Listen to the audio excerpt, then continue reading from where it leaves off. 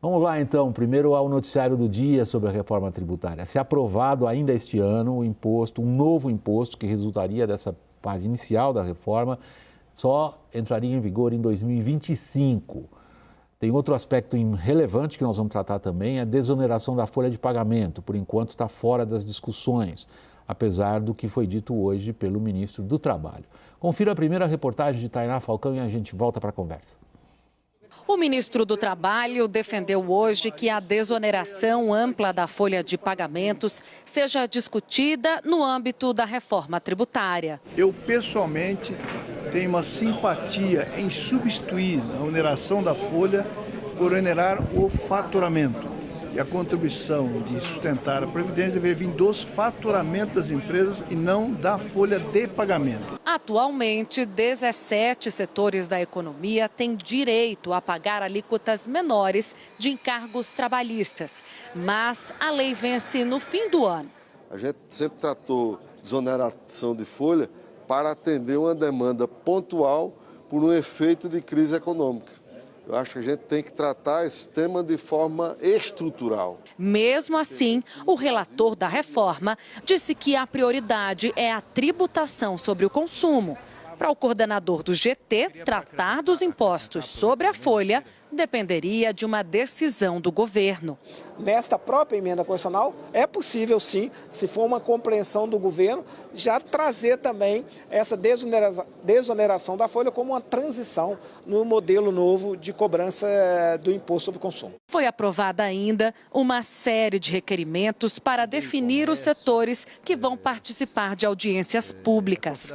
O GT priorizou grupos insatisfeitos com o atual formato da reforma.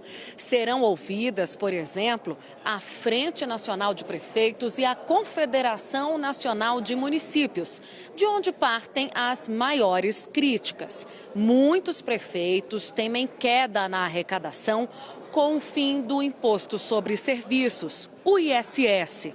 Nós estamos debatendo a possibilidade de você ter dois IVAs, né? Ou seja, uma única legislação, mais um IVA nacional e o IVA dos subnacionais. Eu acredito que todos os municípios e todos os estados vão ganhar.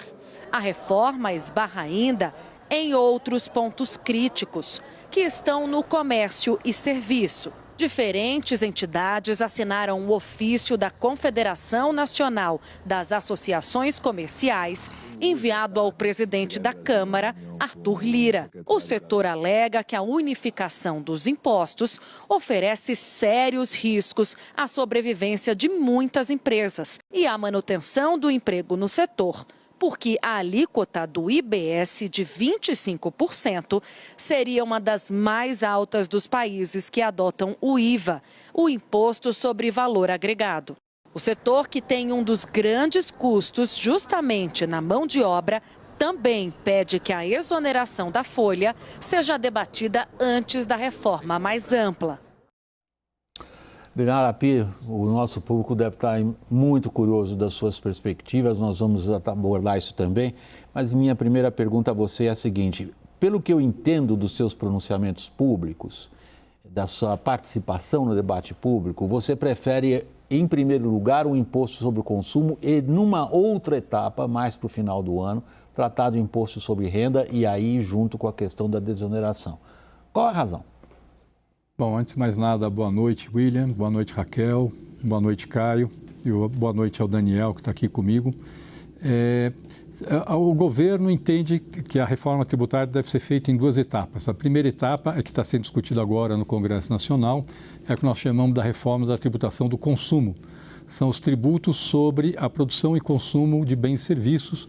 E a gente está falando aqui de PIS, COFINS e IPI, que são federais, do ICMS, que é estadual, do ISS municipal. A segunda etapa, que deve vir em seguida, é uma reforma da tributação da renda e é muito possível que, junto com a reforma da tributação da renda, venha também uma reforma da tributação da folha de pagamento. Então, a ideia é fazer em duas etapas, colocar todos os temas conjuntamente, acho que geraria muita complexidade. São instrumentos diferentes. A reforma da tributação do consumo, ela exige uma emenda constitucional, porque ela trata de tributos federais, estaduais e municipais. A reforma da tributação da renda e da folha pode ser feita por lei ordinária. Então, na verdade, a ideia do governo não é não tratar da questão da tributação da renda e da folha, mas a fazer isso num segundo momento, depois da reforma da tributação do consumo. Raquel? A desoneração da folha, eu acho que ninguém discute que ela é necessária, mas ela é caríssima. No governo Dilma tentou-se fazer isso sem criar um novo imposto, gerou um enorme rombo nas contas públicas. Geralmente, quando começa o debate da reforma tributária, e a gente viu isso acontecer no governo Bolsonaro, o setor de serviços logo traz à baila a desoneração da folha de pagamento, porque ele quer esse trade-off, né? Ele vai ter provavelmente um aumento de alíquota com a mudança na tributação do consumo, ou pelo menos ele acredita que isso vai acontecer, e ele quer a desoneração da folha para compensar. A minha pergunta é, isso é um bode na sala para atrasar a reforma ou para a reforma não se concretizar? Não, eu não acredito que seja um bode na sala, eu acho que é uma demanda justa do setor, mas acho que você mesmo colocou, Raquel, a questão é que tem que ser financiável essa uma possível mudança na tributação da folha de pagamentos. A gente tem 4 bases de tributação principais, que são consumo, renda, folha de pagamentos, que geralmente é vinculado ao financiamento de benefícios da Previdência Social, e patrimônio. No Brasil, a gente tem 2 bases que são muito tributadas, que são consumo e folha de pagamentos, e 2 bases que podem ser melhor exploradas, que são a tributação da renda e do patrimônio. É por isso que a gente entende que, para poder discutir o financiamento da tributação, de uma eventual mudança na tributação da folha de pagamentos, o ideal é que isso fosse feito junto com a discussão da reforma da renda. Tem o Daniel e o Caio inscritos. Secretário, normalmente se fala em ganhos para a indústria, ganhos de competitividade para a indústria decorrentes da reforma tributária e possivelmente alguma perda no setor de serviços, no agro, na mineração. O senhor tem mencionado algumas vezes, e falava aqui um pouco antes da entrevista, em como isso pode ser compensado pelo aumento da produtividade da economia brasileira e do chamado PIB potencial, que é o quanto o Brasil ganha em potencial de crescimento, citando estudos que indicam de 4% a 20%, uma média de 12%. O senhor acha que isso, o quanto isso realmente compensaria para setores perdedores na discussão da reforma tributária? Bom, primeiro, eu não consigo falar em setores perdedores, até porque não está pronto o desenho da reforma tributária. A questão setorial ainda vai ser discutida pelo Congresso Nacional. Segundo, mesmo partindo da hipótese de que a reforma tributária não teria nenhuma exceção setorial, o que tem são estudos que mostram que, com hipóteses conservadoras de impacto da reforma sobre o crescimento da economia, o efeito é positivo para todos os setores da economia brasileira, todos os setores. Por quê? Porque é um jogo de ganha-ganha. A reforma tributária gera crescimento e o crescimento beneficia todos os setores da economia. A reforma tributária pode sim ter um efeito de mudanças de preço relativo, o que favorece alguns setores, o que pode ter um efeito negativo para alguns setores, mas o que os estudos mostram é que o efeito positivo sobre o crescimento ele é maior do que o eventual efeito negativo de mudanças nos preços relativos para alguns setores.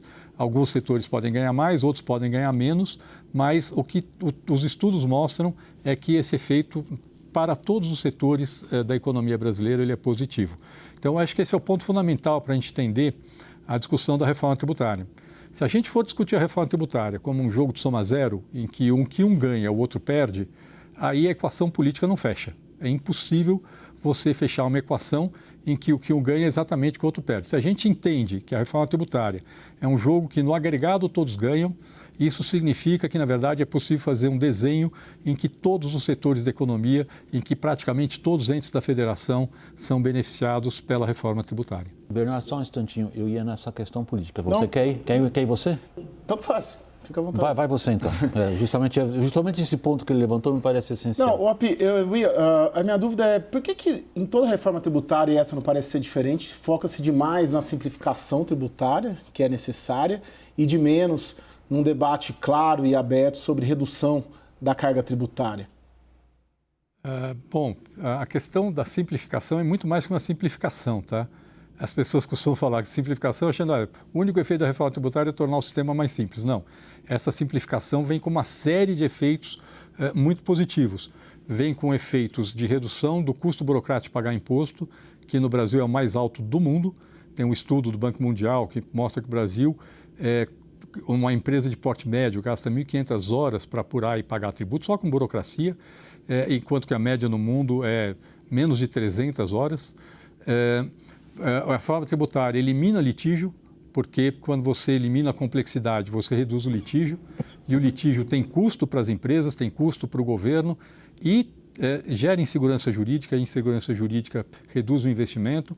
A reforma tributária elimina a cumulatividade, que são impostos que são pagos ao longo da cadeia de produção e não são recuperados, que acabam onerando os investimentos, acabam onerando as exportações e acabam prejudicando o crescimento da economia brasileira. E a reforma tributária corrige distorções que fazem a economia se organizar de forma ineficiente. Por exemplo, um exemplo dessa distorção pensa onde uma empresa monta o centro de distribuição. No mundo sem imposto, ela vai montar o centro de distribuição onde ela minimiza o custo de logística. No Brasil, hoje, ela monta onde ela tem o melhor benefício tributário, aumentando o custo de logística. Então, Caio, essa coisa que a gente chama simplificação, ela, na verdade, é muito mais do que simplesmente simplificação. É uma revolução na forma de pagar, de recolher os impostos no Brasil, que elimina uma série muito grande de distorções. Agora, com o resto da sua pergunta, qual era o outro tema mesmo que você tinha falado, Caio? Só para eu retomar aqui. Redução da carga. A carga. A questão da carga, a carga tributária não é a tributação que define, é o gasto público. Se você quer ter uma carga tributária menor no agregado, você tem que reduzir o gasto público. Isso é uma escolha da sociedade brasileira. A sociedade pode querer ter mais serviços públicos e uma carga tributária maior, a sociedade pode querer ter menos serviços públicos e uma carga tributária menor.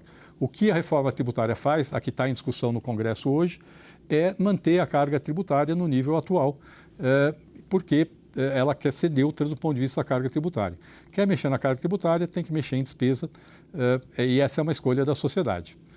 Bernardo Api, a sua explicação, eu vou fazer uma figura de linguagem aqui com bom humor, ok? Não se ofenda. Você me parece aquele professor que explica em termos muito racionais e claros porque a Terra é redonda. Só que todos os participantes da sua aula acham que é plana. A gente vê todos os setores interessados pensando só no deles. Até aqui nós não conseguimos colocar um mínimo de consenso entre os entes da federação, entre os vários setores da economia. Eu lembro, por exemplo, nessas últimas horas, o noticiário é muito carregado de parlamentares do Amazonas contra a sua própria pessoa, acusando você de ser um inimigo da Zona Franca de Manaus, porque no seu esforço de racionalizar esse nosso sistema, evidentemente você está lidando também com desoneração, você está lidando com isenções, você está lidando com sistemas de privilégio que transformaram esse sistema nisso que você descreveu. Uma carga extraordinária, um peso enorme nas possibilidades de crescimento do país. O que faz você achar que as pessoas vão se convencer que a Terra é redonda? Bom, William, vamos por partes. Primeiro ponto, eu acho que existe na discussão da reforma tributária a hora da técnica e a hora da política. Eu acho que todas essas pressões têm que ser resolvidas na discussão política. O que a experiência me ensinou, e me ensinou quando eu discuti a reforma tributária de 2008, é que é melhor você começar o debate com o melhor projeto do ponto de vista técnico para depois fazer os ajustes que tornam a sua aprovação politicamente viável. Se você tenta começar a discussão com um projeto que você acha que é politicamente viável, você vai sair com mais exceções do que seriam necessárias para poder aprovar a reforma tributária. E eu acho que essa questão das resistências setoriais que estão aparecendo, federativas, elas vão se resolver na política. Agora, eu queria deixar claro que não é todo mundo contra, tá? Eu tenho recebido vários setores, inclusive setores que podem ser mais onerados do que são hoje, e eles sempre começam a discussão dizendo, nós somos a favor, mas entendemos que o nosso setor não pode ser mais onerado do que ele é onerado hoje. Mas eles entendem que esse processo de eliminação de cumulatividade, simplificação, redução de burocracia, é um processo muito importante para o Brasil. Do mesmo ponto de vista, a gente tem sim, na discussão federativa, a grande maioria dos entes federativos hoje apoia a reforma tributária. A gente tem o apoio até o fim do ano passado, o apoio de todos os estados. A gente continua tendo, para o desenho geral da reforma tributária, o apoio de todos os estados hoje em dia. Querem discutir alguns temas específicos, mas temos o apoio de todos os estados. Temos o apoio de uma parcela muito grande dos municípios. A Confederação Nacional dos Municípios estava apoiando a PEC 110 no ano passado. E, portanto, existe sim apoio para a reforma tributária. Tem questões a serem resolvidas? Sim, tem questões a serem resolvidas. Eu acho que aí é a hora que entra a política. A boa política entra para poder viabilizar politicamente uma reforma que seja a melhor possível do ponto de vista técnico. Agora, eu não acho que todo mundo é contra a reforma tributária e que ninguém queira fazer. Ao contrário, eu acho, se fosse isso, não haveria essa percepção de um clima positivo para a aprovação da reforma tributária agora. E nós estamos vendo esse clima hoje no Congresso Nacional. A gente está vendo o presidente da Câmara dizendo que é importante aprovar a reforma tributária, o presidente do Senado, o Poder Executivo dizendo que é importante a aprovação da reforma tributária. O ministro Fernando Haddad entende que esse é um tema fundamental para o Brasil, para poder voltar a crescer nos próximos anos. E, portanto, acho que existe sim esse clima positivo. Tem questões a serem resolvidas? Tem resistências? Tem, mas acho que é possível. Com relação à Zona Franca, especificamente, as pessoas se baseiam naquilo que foi o projeto original da PEC 45, mas, na verdade, neste momento, nós abrimos um espaço de diálogo, nós, Ministério da Fazenda, abrimos um espaço de diálogo com o governo do Amazonas para encontrar uma proposta para a Zona Franca de Manaus que garanta a preservação do emprego e da renda que são gerados hoje na Zona Franca de Manaus, com uma transição muito suave para as empresas que estão lá localizadas. Então, eu apanho, faz parte da vida. Quem vai para o Ministério da Fazenda sabe que vai apanhar em algum momento da vida, mas o trabalho político de construção de soluções, inclusive na questão da Zona Franca, está sendo feito, William. Eu tenho inscritos a Raquel, o Daniel e o Caio. Pela ordem, a Raquel. Pi, você fez essa distinção importante, né, entre se chegar com o melhor projeto técnico para que a política possa definir a reforma possível. E agora eu vou te pedir a análise de quem está atuando como técnico, mas também está circulando como político. Você ressaltou que os governadores até o ano passado estavam todos favoráveis à reforma. Como é que está esse clima agora com os governadores eleitos, com os novos governadores? E a minha apuração também aponta uma certa rivalidade no Congresso Nacional entre a Câmara e o Senado sobre onde começa a reforma, quem vai ter mais protagonismo, Arthur Lira ou Rodrigo Pacheco. Como é que isso está sendo discutido e resolvido?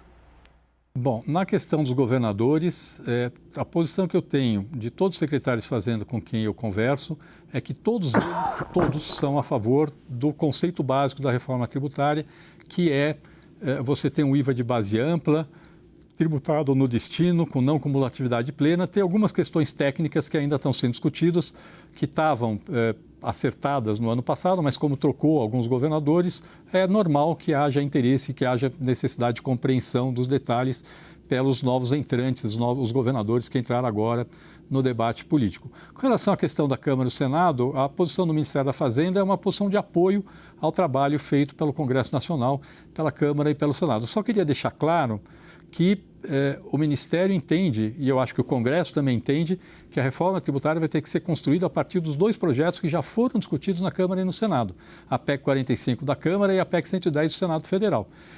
Então, o nosso trabalho vai ser um trabalho de apoio aos congressistas, aos deputados e aos senadores, para, a partir dos projetos que já amadureceram desde 2019 na Câmara e no Senado Federal, tentar construir o melhor projeto possível para a reforma tributária. Então, não tem um privilégio da Câmara nem privilégio do Senado, ao contrário, nós estamos respeitando as duas casas e aproveitando todo o trabalho que foi feito nas duas casas para tentar construir o melhor projeto possível. Quem vai definir qual vai ser esse projeto vai ser o Congresso Nacional. O nosso trabalho do Ministério da Fazenda é apoiar esse trabalho do Congresso Nacional e tentar mostrar os prós e contras de diferentes alternativas para que o resultado que saia seja o melhor resultado do ponto de vista técnico, respeitado, sim, a necessidade de ter um projeto politicamente viável. Daniel? Dando seguimento a essa pergunta da Raquel, secretário, nós temos dos 27 governadores, 9 que são novos, estão em primeiro mandato agora e não estão, obviamente, comprometidos com o apoio que já foi dado na legislatura ou no período anterior de 4 anos. Mais especificamente sobre São Paulo, onde temos um novo governador, Tarcísio de Freitas, e é o estado que mais arrecada hoje em tributos, o senhor já teve a oportunidade de conversar com esse governo especificamente sobre a reforma tributária, com o secretário de Fazenda de São Paulo? Isso é um ponto. Segundo, a questão dos municípios. Nós observamos no grupo de trabalho estabelecido na Câmara agora, dos 15 integrantes, 4 são de origem municipalista, 4 são ex-prefeitos, incluindo um ex-presidente da Frente Nacional dos Prefeitos. Frente Nacional dos Prefeitos com quem o senhor se encontrou hoje com o atual presidente. Há alguma evolução nessas tratativas? Pergunto porque as prefeituras, os municípios podem ser vistos como um eventual empecilho, já que eles vão abrir mão da fixação do ISS por conta própria e vão entrar ou no IVA dual ou no IVA único. Bom, com relação a São Paulo, sim, eu conversei já com o secretário Samuel Kinoshita, que tem tido uma posição bastante positiva do ponto de vista do avanço da reforma tributária. Tem algumas dúvidas, sim, eu acho que é natural. Ele está entrando agora no debate, mas tem tido, sim, uma posição muito positiva com relação à reforma tributária. Com relação à questão dos municípios, o governo está aberto para dialogar com todos os municípios do Brasil. O ponto, e inclusive hoje recebemos no Ministério da Fazenda a Frente Nacional dos Prefeitos, que foi lá com questões sobre a reforma tributária, mas abriu-se sim um espaço de diálogo, a criação de um grupo de discussão para que a gente possa esclarecer questões técnicas que talvez não estejam bem compreendidas e que a má compreensão dessas questões técnicas possa gerar alguma resistência. E houve sim uma muito boa vontade em avançar com um trabalho conjunto na construção de uma solução para a reforma tributária. Volto a falar, o trabalho de construção política está sendo feito, nós temos algum papel nesse trabalho, mas esse é um trabalho que tem que se refletir, sim, no resultado da discussão no Congresso Nacional. Pedir licenças a vocês todos, nós vamos para um breve break e a gente retorna depois do intervalo com você, Caio. É bem rápido, até já, pessoal.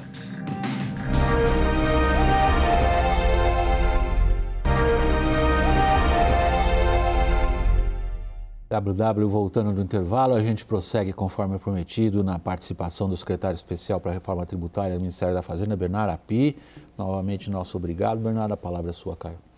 Api, o PT tradicionalmente defendeu uma tributação maior sobre fortunas, sobre iates, sobre lanchas, sobre aviões, um imposto progressivo nas gestões municipais que fez e propôs isso em gestões aí no Congresso Nacional. Eu me lembro em 2011, o Rui Costa, que hoje é ministro da Casa Civil, fez uma reportagem, eu estava no Valor Econômico na época, com as 7 propostas do PT, do Rui Costa, era o coordenador da reforma tributária, e nada avançou. Era o primeiro ano do governo Dilma e o PT naquela época tinha muita força política, tanto que o Lula elegeu a Dilma.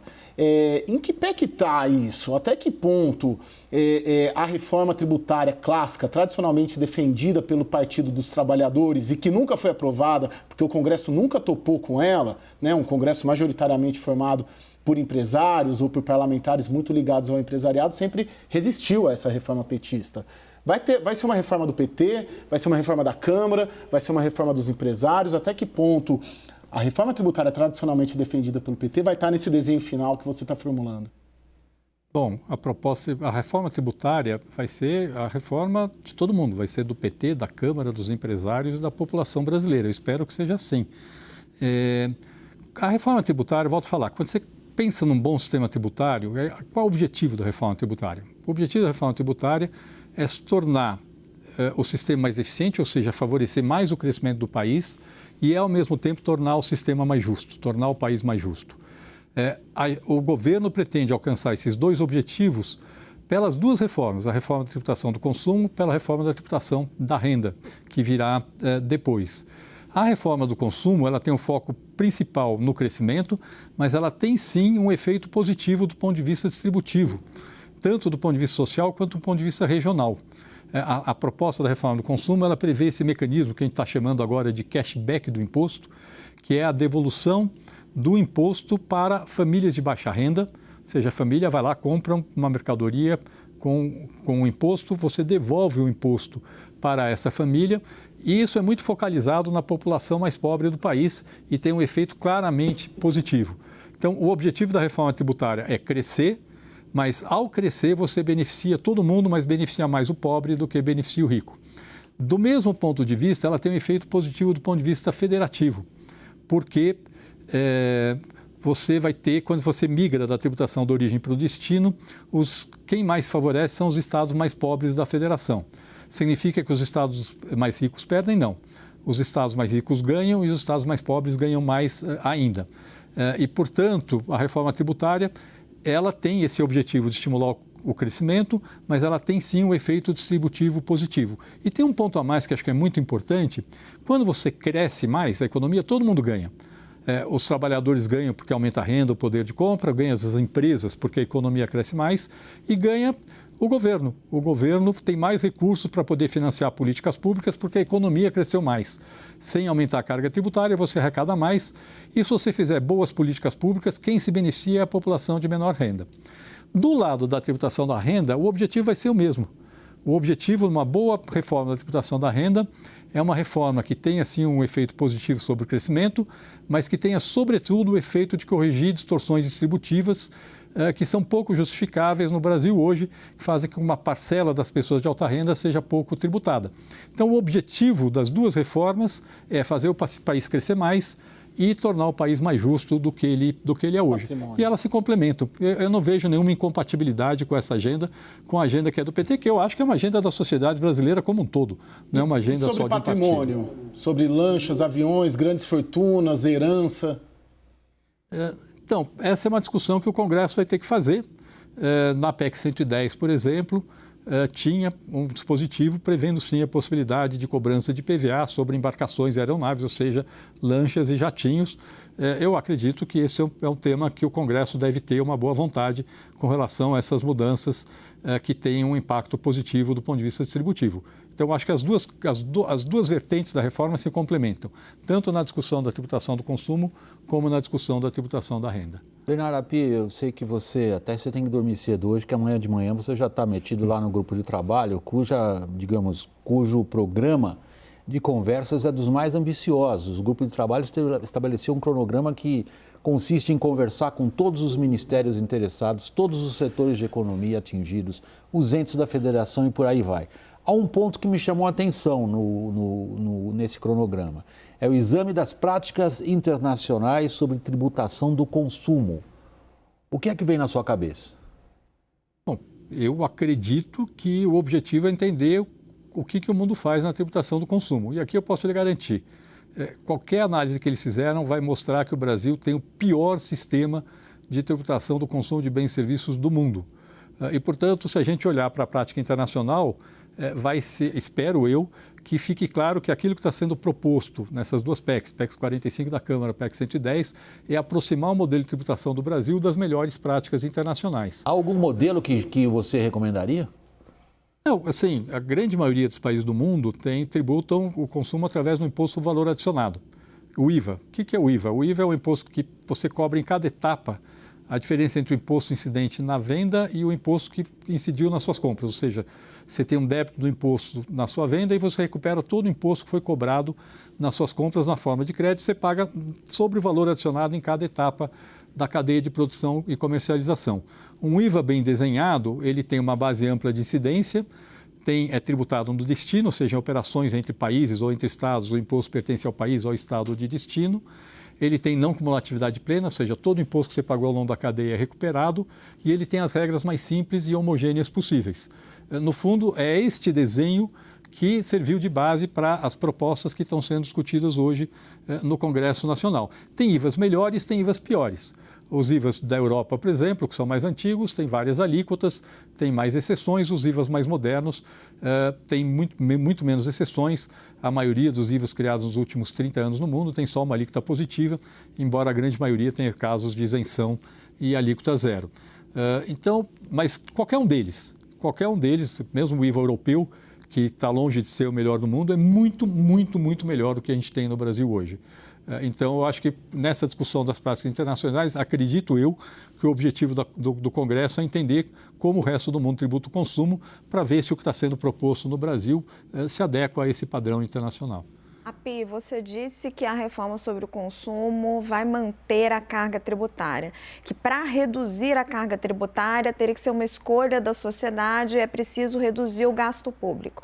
Mas o que a gente tem visto é o governo fazendo escolhas de aumento do gasto público para estimular a economia e isso obviamente gera um receio nos setores, nos mais diversos agentes de aumento da carga tributária.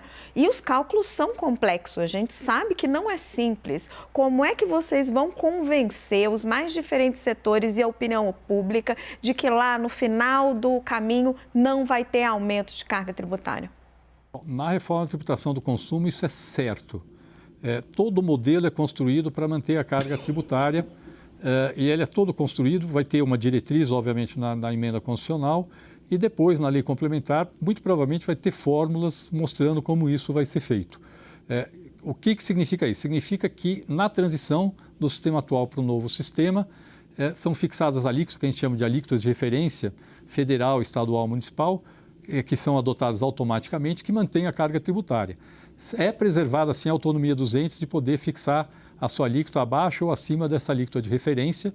A gente está mantendo a autonomia federativa, mas a transição da reforma tributária, a mudança para o novo sistema, ela é claramente neutra em termos de carga tributária e isso vai estar em fórmulas, vai estar em fórmulas matemáticas, não na Constituição, porque não faz sentido colocar fórmula matemática na Constituição, mas sim na lei complementar. E eu acho que a sociedade vai ter muita segurança que essa transição vai ser feita sem aumentar a carga tributária. Daniel? Secretário, às vezes me parece que o sistema tributário brasileiro é como se fosse uma grande floresta pegando fogo e aí você tem alguns setores que conseguem criar uma redoma ali protegendo a sua árvore em pé especificamente, mas que não estão se importando muito com o conjunto ali da obra. O que são essas redomas? Regimes especiais de tributação que acabam desonerando cadeias, setores muito específicos. Por exemplo, você tem setor químico, tem o reporto, que é um regime específico para o setor portuário. No mundo ideal, esses regimes acabarão com a reforma tributária? E te perguntaria também uma outra coisinha na esteira do que o Caio mencionou. Uma discussão cara para o PT historicamente tem sido o imposto sobre grandes fortunas. Qual é a sua visão a respeito? Bom, com relação a essa questão dos vários regimes, muitos dos regimes que existem hoje, você citou aí alguns, como o reporto, por exemplo, são regimes para desonerar o investimento, porque o sistema tributário hoje é falho e ele acaba onerando o investimento. Na proposta de reforma tributária que está em discussão no Congresso Nacional, a desoneração do investimento é completa. Então, na verdade, os regimes se tornam desnecessários porque eles estão incorporados no desenho básico do sistema e isso resolve. Um pouco a sua imagem é boa, não sei nem se é algumas árvores que estão sobrevivendo na floresta, não. É mais aquela pessoa que está, sei lá, a pessoa foi presa, foi colocada dentro de uma mala, a pessoa se torceu inteira para entrar dentro de uma mala, e aí você abre a mala e fala, agora você pode sair. Ele fala, não, eu estou confortável aqui nessa posição porque eu consegui me ajeitar aqui agora, sem muita cãibra, não sei o quê, eu vou querer ficar aqui na mala, nessa posição toda torta. Mas fala, não, abriu a mala, você pode sair, levantar, pode sair, pode andar. A impressão que a gente tem é que, alguns casos da economia brasileira, é a pessoa que está lá achando, não, eu estou numa situação boa hoje, sem entender que ela pode estar numa situação muito melhor com a mudança que está sendo proposta. E a questão das grandes fortunas? A questão das grandes fortunas não está na pauta do governo nesse momento. O Congresso pode discutir o que ele quiser, mas não está na pauta do governo. Achei excelente a sua figura de linguagem, Bernardo. Achei ótimo para a gente amarrar a nossa conversa. Agradecer novamente a sua disposição de participar aqui na roda do WW, dar meu boa noite.